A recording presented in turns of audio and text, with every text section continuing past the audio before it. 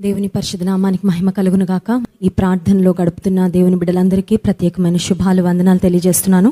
దేవుని వాక్యంలో ఉండి ఒక చిన్న వాక్య భాగాన్ని క్లుప్తంగా మనం ధ్యానం చేసుకోవడానికి ముందు చిన్న ప్రార్థన చేసుకుందాం. పరిశుద్ధ ప్రేమ కలిగిన తండ్రి, నీకు స్తోత్రాలు. ఈ రాత్రి కాల సమయంలో ఘనమైన మహోన్నతమైన శక్తి కలిగిన నీ నామాన్ని బట్టి స్తోత్రాలయ్యా. ఇన్ని వేల మందిమిగా, ఇన్ని కుటుంబాలముగా నీ సన్నిధిలో మేము కూడుకున్నామంటే అది నీ నామము పేరటే ప్రభా. అందును బట్టి స్తోత్రాలు. ఈ రాత్రికాల సమయంలో నీ మాటల ద్వారా నన్ను, మమ్మలను బలపరచండి.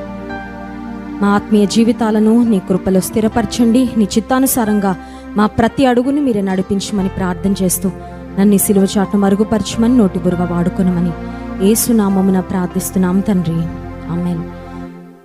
అపోస్తల కార్యములు గ్రంథము మనం గమనించినట్లయితే అపోస్తలులు చేసిన కార్యములు, పరిశుద్ధాత్మ శక్తి ద్వారా వారు ఎట్టి కార్యాలు చేశారో అవన్నీ అపోస్తల కార్యముల గ్రంథంలో చూస్తాం. యాక్ట్స్ ఆఫ్ ది అపోసల్స్ అని ఇంగ్లీష్లో అంటారు. అపోస్తల కార్య గ్రంథాన్ని Acts of the Holy Spirit అని కూడా చెప్పచ్చు. పరిశుద్ధాత్ముని యొక్క కార్యాలు. పరిశుద్ధాత్ముడు పనిచేశాడు, ఆది సంఘంలో పనిచేశాడు, ఆ కాలంలో పనిచేశారు. అయితే ఎవరి ద్వారా పనిచేశారో అని ఆలోచిస్తే తన నామాన్ని ధరించిన దేవుని పేరు పెట్టుకున్న ఆయన ప్రజల ద్వారా దేవుడు కార్యాలు చేశాడు. ఆ కార్యాలనే స్పష్టంగా అపోస్తల కార్యముల గ్రంథంలో మనం చూడగలం. పరిశుద్ధాత్మ దేవుడు నేటికి ఉన్నాడా? ఎస్. యేసుక్రీస్తు ప్రభు పరలోకానికి ఆరోహణమై వెళ్ళడానికి ముందు ఆయన తన శిష్యులతో, తన ప్రజలతో చెప్పిన మాట ఏంటంటే, నేను మిమ్మల్ని అనాథలుగా విడువను, నేను మీ కొరకు ఆదరణకర్తను పంపిస్తాను, ఆయన మిమ్మును సర్వసత్యములోనికి నడిపించును అనే మాట వాక్యంలో గమనిస్తున్నాం. సో పరిశుద్ధాత్మ దేవుడు నేటికి మన మధ్యలో ఉన్నాడు. సంఘములలో ఆయన సంచారం చేస్తున్నాడు. రక్షణ పొందిన ప్రతి విశ్వాసి హృదయంలో పరిశుద్ధాత్మ దేవుడు సమృద్ధిగా నివసిస్తూ మనల్ని నియంత్రిస్తూ మనల్ని నడిపిస్తున్న దేవుడుగా ఉన్నాడు. అపోస్తల కార్యగ్రంథము 3వ అధ్యాయంలో యేసుక్రీస్తు ప్రభు లేక దేవాది దేవుడు అపోస్తలుల ద్వారా, తన శిష్యుల ద్వారా చేసిన ఒక అద్భుతమైన కార్యాన్ని ఈ రాత్రికాల సమయంలో మనం ధ్యానం చేసుకుందాం. అపోస్తల కార్యముల గ్రంథము 3వ అధ్యాయం మనం గమనించినట్లయితే అక్కడ పేతురు, యోహాను అని యేసుక్రీస్తు ప్రభుకున్న ఇద్దరు శిష్యులు, వారు ఒక దేవాలయానికి వెళ్తూ ఉన్నప్పుడు వారు ఎదుర్కొన్న సంఘటన, వారి ద్వారా దేవుడు చేసిన ఒక అద్భుత కార్యాన్ని మనం చదవగలం. అపోస్తల కార్యములు 3వ అధ్యాయము 1వ వచనం. పగలు 3 గంటలకు ప్రార్థనా కాలమున పేతురును యోహానును దేవాలయమునకు ఎక్కి వెళ్ళుచుండగా పుట్టినది మొదలుకొని కుంటివాడైన ఒక మనుష్యుడు మోసుకొని పోబడుచుండెను. వాడు దేవాలయంలోనికి వెళ్ళి వారిని భిక్షమడుగుటకు కొందరు ప్రతిదినము వానిని శృంగారమును దేవాలయపు ద్వారమునొద్ద ఉంచుచు వచ్చిరి. పేతురు యోహానును దేవాలయంలో ప్రవేశింపబోనప్పుడు వాడు చూచి భిక్షమడుగగా పేతురును యోహానును వానిని తేరి చూచి మా తట్టు చూడుమనిరి. శృంగారం అనే దేవాలయపు ద్వారము వద్ద ఉన్న పుట్టు కుంటివానిగా ఉన్న వ్యక్తి, he was lame from birth. చూడండి, కొన్ని ఆరోగ్య సమస్యలు పుట్టిన తరువాత, అడాలసెన్స్లో, లేకపోతే యవన కాలంలో, లేకపోతే మధ్య వయసులో, వృద్ధాప్యంలో వస్తూ ఉంటాయి. కానీ కొంతమందికి దురదృష్టవశాత్తు పుట్టుకతోనే కొన్ని బలహీనతలతో, అంగవైకల్యాలతో కొంతమంది జన్మిస్తూ ఉంటారు. వారిని దివ్యాంగులు అని మనం పిలుస్తుంటాం. దే ఆర్ స్పెషలీ ఏబుల్డ్ అని మనం చెప్పుకోవాలి. ఇక్కడ పుట్టుకతో కుంటివాడైన ఒక వ్యక్తి కనబడుతున్నాడు. తన నిస్సహాయ స్థితిని బట్టి తన జీవనోపాధి కొరకు ఎక్కడికి వెళ్ళి ఉద్యోగం చేసుకొని కష్టపడి ప్రయాసపడే అవకాశం లేక ప్రతిరోజు అడుక్కునేవాడంటే everyday he use to beg at the temple gate. దేవాలయపు ద్వారం వద్ద కూర్చొని ప్రతి దినము దేవాలయంలోకి వెళ్ళు వారిని భిక్షమడుగుటకు. What a sad sight. ఒకసారి గమనించండి, పుట్టుకతో కుంటివానిగా పుట్టడం అనేది దురదృష్టకరమైన పరిస్థితి. అది ఒక ఎత్తు అయితే, ప్రతిరోజు భిక్షం అడుగుతూ, ప్రతిరోజు బెగ్ చేసుకుంటూ, ప్రతిరోజు ఇతరుల యొక్క దయ మీద ఆధారపడుతూ బ్రతకడం అనేది అది ఇంకా చాలా దయనీయమైన స్థితి. కొన్నిసార్లు కొంతమంది కుష్ఠరోగులు, కొంతమంది మరి భయంకరమైన వ్యాధులతో ఉన్నవారు కొన్ని గుళ్ళ దగ్గర, తర్వాత చర్చెస్ దగ్గర, కొన్ని పబ్లిక్ ప్లేసెస్లో వారు భిక్షం అడుక్కుంటూ ఉన్నప్పుడు వారిని చూస్తే చాలా జాలి వేస్తూ ఉంటుంది. ఎందుకంటే కనికరించేవారు కొంతమంది ఉంటారు. మోస్ట్ ఆఫ్ ద పీపుల్ వాళ్ళని ఇగ్నోర్ చేస్తూ ఉంటారు, వారిని అవాయిడ్ చేస్తూ ఉంటారు. వారి స్వరం వినపడినట్లుగా వెళ్ళిపోతూ ఉంటారు. వారి దారిలో వారు, వారి పనిలో వారు. ఇక్కడ మనం గమనించినట్లయితే ఈ వ్యక్తి ప్రతిరోజు దేవాలయం దగ్గరకు వస్తున్నాడు, భిక్షం అడుక్కుంటున్నాడు. అక్కడికి వచ్చే వారి ద్వారా దయ కలిగిన వారు అతనికి కొంత ధనాన్ని ఇస్తూ ఉంటే, కొంత సహాయం చేస్తుంటే, ఒక టెంపరరీ హెల్ప్తో తన జీవిత దినాలను వెల్లదీస్తూ ఉన్నాడు.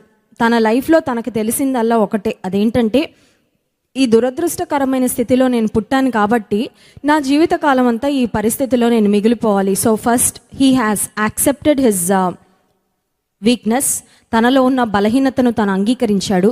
రెండవది ఏంటంటే, నేను మనుషుల మీద ప్రతిరోజు ఆధారపడాలి, ఎవరో ఒకరి జాలి కొరకు దయ కొరకు ఎదురు చూడాలి అనే స్థితిలో ప్రతిరోజు అడుక్కుంటున్నాడంటండి.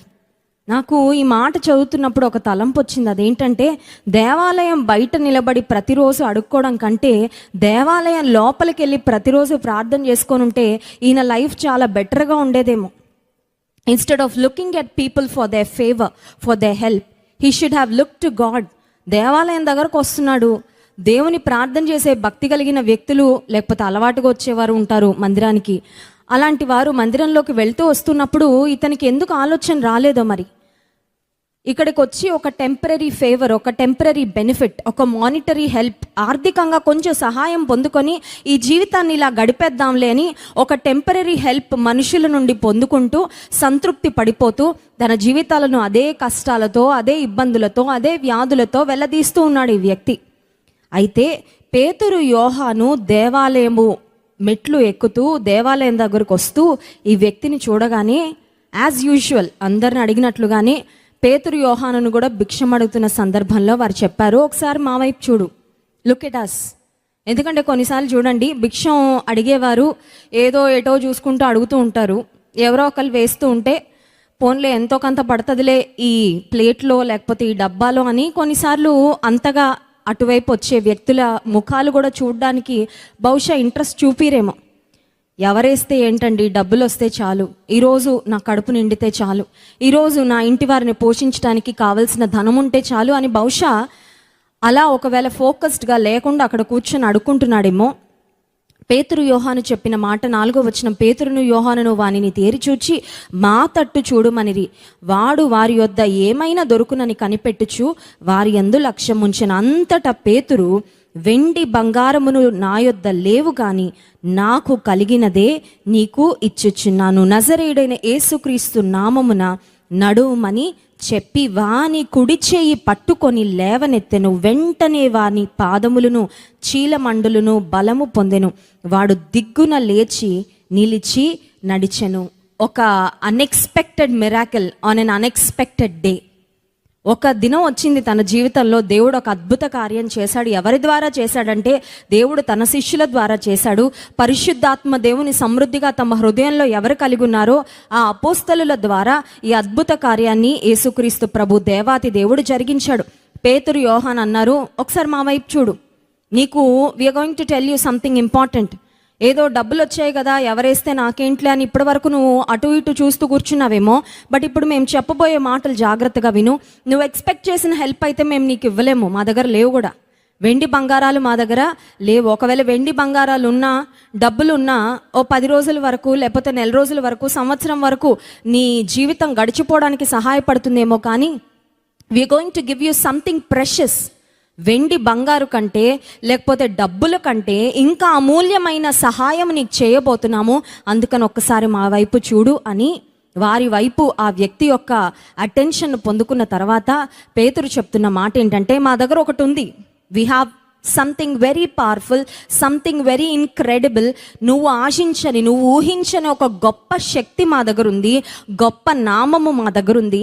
ఆ నామము యేసు నామము. ఆ నామములో స్వస్థత ఉంది, ఆ నామములో ఆరోగ్యం ఉంది, ఆ నామములో ప్రతి వ్యాధిగ్రస్తుడు స్వస్థపడతాడు. ఆ యేసు నామమున లేచి నడువు అని. ఆ స్థితిలో ఉన్న వ్యక్తికి ఇంకొకళ్ళు అయితే భవిష్యత్ చేయివ్వడానికి ఇష్టపడరేమో. చూడండి, కొన్నిసార్లు మనం ఎవరికైనా ఏదైనా సహాయం చేస్తున్నప్పుడు ఇప్పుడైతే మరీ టచ్ అవ్వకుండా ఇవ్వాలని చాలా ప్రయత్నం చేస్తున్నాం. ఈవెన్ మనం తెలిసిన వాళ్ళు, మనకి ఆప్తులైన దగ్గర వాళ్ళైనా టచ్ కాకుండా ఇవ్వాలని చూస్తున్నాం. ఒకవేళ టచ్ అయితే వెంటనే శానిటైజ్ చేసేసుకుంటున్నాం చేతులు ఇప్పుడున్న పరిస్థితులను బట్టి. అయితే ఒక కుంటివాడికో లేకపోతే ఒక గుడ్డివాడికో ఒక భిక్షకునికో మనం ఏదైనా దానం చేసేటప్పుడు అతని చెయ్యి తగిలేటట్లుగా ఖచ్చితంగా మనం ఇవ్వం కదా. ఖచ్చితంగా అతని చేతిలో డ్రాప్ అయ్యేటట్టు చూసుకుంటాం కానీ but we make sure we don't catch his germs. అతను ఆ స్థితిలో ఆ రోడ్డు పక్కన దుమ్ము కొట్టుకుంటూ ఎన్ని వైరస్లు ఎన్ని బ్యాక్టీరియాలు ఉన్నాయో అని ఆయన చేతిని పట్టుకోవడానికైతే ఎవరం ఇష్టపడమేమో. ఒక్కొక్కసారి నాకు జ్ఞాపకం ఉంది, నా చిన్నతనంలో మా ఇంటికి కొంతమంది కుష్టి వ్యాధి కలిగిన వారు ఆడుకోవడానికి వస్తూ ఉండేవారు. అదేంటో తెలియదు కానీ వారిని చూడగానే ఒక రకమైన ఫోబియా వచ్చేసేది నాకు. వాళ్ళని చూస్తే భయం వేసేది, ఎందుకంటే ముఖమంతా చాలా వికారంగా ఆ బ్యాక్టీరియా వారి ముఖాన్ని వారి చేతులను తినివేసినప్పుడు చాలా దీనస్థితిలో ఉన్నప్పుడు నాకు కొంతమందిని చూస్తే భయం వేసేది. కొన్నిసార్లు మా మమ్మీ అనేవారు, వెళ్ళు ఈ డబ్బులు వేసేసిరా అని చెప్పగానే ఎంత ఫాస్ట్గా వెళ్ళగలనో అంత ఫాస్ట్గా వెళ్ళి ఎంత త్వరగా చేయగలిగితే ఆ పని అంత త్వరగా చేసి మళ్ళీ వచ్చేస్తూ ఉండేదాన్ని. ఎందుకంటే not because I hate them, వారంటే అసహ్యం అని కాదు, కానీ నాకు వారి ముఖరూపం వారి పరిస్థితి చూస్తే చిన్నతనంలో చాలా భయం వేసేస్తూ ఉండేది. ఇక్కడ పేతురును గమనించినట్లయితే యేసు నామములో ఆ వ్యక్తిని స్వస్థపరిచిన తరువాత పేతురు తన చేయిని అందించాడంట. Hallelujah. God wants us to reach out our hand. యేసుక్రీస్తు ప్రభువును నమ్మిన వ్యక్తులు చేతిని వెనక్కి పెట్టుకునే వారుగా మనం ఉండాలని దేవునికి ఇష్టం లేదు, కానీ God wants us to give a helping hand. హల్లెలూయా. నాకు ఇంగ్లీష్లో పాట చాలా ఇష్టం. ఆ పాట ఏంటంటే, lord make us instruments of your peace. దేవా మమ్మల్ని నీ చేతిలో సాధనాలుగా నువ్వు వాడుకో అని ఒక పాట ఉంటుంది. ఎక్కడ హేట్రెడ్ ఉంటుందో అక్కడ లవ్ చూపించడానికి సహాయం చేయండి, ఎక్కడ గాయమైందో అక్కడ మేము ఇంకా బాధించకుండా బాధ పెట్టకుండా వారిని ప్రేమతో కరుణతో మేము చూసుకోవడానికి సహాయం చేయండి అని. ఈ రాత్రికాల సమయంలో దేవుడు నిన్ను ఎందుకు ఏర్పరచుకున్నాడో తెలుసా? దేవుడు నిన్ను ఎందుకు రక్షించాడో తెలుసా? ఆయన చేతులుగా ఆయన కాళ్ళుగా నీవు నేను ఉండాలి అని కోరుకుంటున్నాడు. దేవుడు ఆయన చేతులు ఘనమైన చేతులు, బలమైన చేతులు, నిన్ను నన్ను చెక్కుకున్న చేతులు, ప్రపంచమంతటిని నిర్వహిస్తున్న చేతులు, ఆశీర్వదించే చేతులు, స్వస్థపరిచే చేతులు. అయితే దేవుడు ఈ లోకంలో ఎవరి ద్వారా పనిచేస్తాడంటే ఆయనందు విశ్వాసం ఉంచిన నీ ద్వారా నా ద్వారా ఆయన పనిచేస్తాడు. God works through his people. దేవుడు తన ప్రజల ద్వారా పనిచేస్తాడు. ఒకవేళ నీవు కూడా పేతురు యోహాను వలె, ప్రభువా ఆ రోజు పేతురు తన చెయ్యి అందించాడు. He was moved with compassion. కనికరంతో ఆ దీన స్థితిలో ఉన్న వ్యక్తికి చెయ్యి అందించి లేపినట్లు, నీ నామము పేరిట ఆ వ్యక్తిని స్వస్థపరిచినట్లు అనేక మంది బాగుపడని పరిస్థితుల్లో, ఇబ్బందికరమైన పరిస్థితుల్లో ఉన్నారయ్యా, వారికి కూడా నేను చెయ్యి అందించడానికి నాకు సహాయం చెయ్యి అందించడం అంటే ఇప్పుడు అందించకూడదు కదండి. కరోనా అంటే some kind of a help can be extend some kind of a help. ఏదో ఒక రకమైన సహాయము మనం అందించగలమా? హృదయం ఉంటే, మనసుంటే, ఇతరులకు ఆశీర్వాదకరంగా ఉండాలి అనే ఆలోచన మనకుంటే ఇతరులకు ఖచ్చితంగా మనం హెల్పింగ్ హ్యాండ్ను అందించగలం. ఈ భాగం అంతా చదువుతున్నప్పుడు నాకు ఒక అంశం దేవుడు జ్ఞాపకం చేశాడు. అదేంటంటే, మనుషులు చాలామంది ఆ శృంగారమను దేవాలయపు ద్వారం వద్ద ఉన్న ఈ భిక్షకునికి సహాయాన్ని ఇస్తూ టెంపరీగా హెల్ప్ చేస్తూ వచ్చారు, కానీ దేవాతి దేవుడు ఆ వ్యక్తి జీవితంలో ఒక పర్మనెంట్ హెల్ప్ చేశాడండి. హల్లెలూయా. ఒకవేళ మన క్లిష్ట పరిస్థితుల్లో మనుషుల వైపు చూస్తే మనుషులు మనకి టెంపరీ ఫిక్స్ ఇస్తారేమో, మన ప్రాబ్లంకి, మనకున్న సమస్యకు తాత్కాలికమైన పరిష్కారం ఇస్తారేమో. బహుశా ఆ రోజు గడవడానికి, ఆ వారం గడవడానికి, ఆ పూట గడవడానికి, ఆ నెల గడవడానికి ఒకవేళ మనుషులు సహాయాన్ని అందించగలరేమో, కానీ దేవుడు నీకు ఇచ్చే సహాయము నీ జీవితకాలం అంతటిలో నిన్ను నడిపించేది. Hallelujah. Tonight we have a God who not only just gives us a temporary fix but a permanent fix to our problems. నీవు నేను సేవించే దేవుడు ఎలాంటి దేవుడు అంటే, తాత్కాలికమైన పరిష్కారాలు మన సమస్యలకిచ్చి చేతులు దులుపుకొని వెళ్ళిపోయేవాడు కాదు. అక్కడ చాలామంది డబ్బులు ఏదో అడుగుతున్నాడు కాబట్టి అతని నోరు ముయిపించాలనో, కొంచెం పుణ్యం చేసుకుందామనో కొంచెం డబ్బులు అలా వేసి వెళ్ళిపోయిన వారు చాలామంది ఉండొచ్చు, కానీ యేసుక్రీస్తు నామము పేరిట యేసుక్రీస్తు ప్రభు శిష్యులుగా ఉన్న పేతురు, యోహాను వారు అనుకున్నారు, ఇతనికి మనం ధనం కాదు ఇవ్వాల్సింది, ఇతనికి మనం వెండి బంగారం కాదు ఇవ్వాల్సింది, అవి ఇస్తే మళ్ళీ ఆ డబ్బు అయిపోయిన తర్వాత మళ్ళీ అడుక్కుంటాడుగా, మళ్ళీ పూర్వస్థితికి వచ్చేస్తాడు. కాబట్టి ఈ వ్యక్తికి అవసరమైనది స్వస్థత, ఈ వ్యక్తికి కావాల్సింది ఆరోగ్యము. ఒకవేళ ఆరోగ్యం బాగుపడితే, కాళ్ళు బలపడితే, తిరిగి నడవగలిగితే తను వెళ్తాడు, ఉద్యోగం చేసుకుంటాడు, కుటుంబాన్ని పోషించుకుంటాడు, జీవితంలో తన కాళ్ళ మీద తాను నిలబడి ఉన్నతమైన స్థితికి వెళ్తాడని యేసు నామము పేరట తన జీవితంలో గొప్ప అద్భుతము యేసుక్రీస్తు ప్రభు వారి యొక్క శిష్యుల ద్వారా జరిగింది. హల్లెలూయా. ఈ రాత్రికాల సమయంలో టెంపరీ ఫిక్స్ కోసం చూస్తున్నావా నీ జీవితంలో ఒకవేళ నీకు చాలా సవాళ్ళు ఉండొచ్చు. Maybe you are facing so many struggles and problems. నీ ప్రాబ్లమ్స్కు స్ట్రగుల్స్కు మనుషులు ఇవ్వగలిగేది తాత్కాలిక పరిష్కారము మాత్రమే అని గుర్తించు. ఎవరన్నా నీకు సహాయం చేయగలరు, కానీ దేవుడు ఒక్కడే నీకు ఒక పర్మనెంట్ సొల్యూషన్ ఇవ్వగలడు. దేవుడు ఒక్కడే నీ సమస్యకు పరిపూర్ణమైన పరిష్కారము ఇవ్వగలడు. ఈ వ్యక్తి ఒక మానిటరీ బెనిఫిటే ఎక్స్పెక్ట్ చేశాడు, కానీ ఇంత అద్భుతం తన జీవితంలో జరుగుతుందని ఊహించలేదు. అయితే యేసయ్య నామంలో తన అడుగు వాటికంటే, ఊహించు వాటికంటే అత్యధికంగా దేవుని కార్యాన్ని పొందుకున్నాడు. హల్లెలూయా. నీవు దేవుని యందు పరిపూర్ణంగా విశ్వాసం ఉంచితే you are definitely going to receive exceedingly and abundantly more than all you can ask or imagine. నువ్వు అడిగిన దానికంటే, ఊహించగలిగిన దానికంటే కూడా ఎక్కువగా దేవుని నుండి ఆయన కార్యాలు పొందుకుంటావు. ఈ వ్యక్తికి కాళ్ళు రాగానే ఈ వ్యక్తి ఏం చేశాడని ఆలోచిస్తే 8వ వచనం, వాడు దిగ్గున లేచి నిలిచి నడుచుచు గంతులు వేయుచు దేవుని స్తుతించుచు వారితో కూడా దేవాలయంలోనికి వెళ్ళెను. వాడు నడుచుచు దేవుని స్తుతించుట ప్రజలందరూ చూచి. He started praising God. హల్లెలూయా.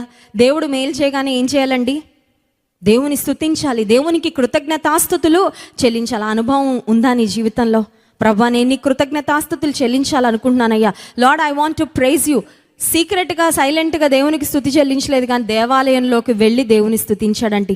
ఎందుకంటే he wanted everybody to see what God has done in his life. దేవుడు తన జీవితంలో ఏం చేశాడో అది సమాజము ఎదుట సాక్షార్థముగా ఉండినట్లు అందరి ఎదుట దేవుని మహింపరచాలని ఆశపడ్డాడు. హల్లెలూయా.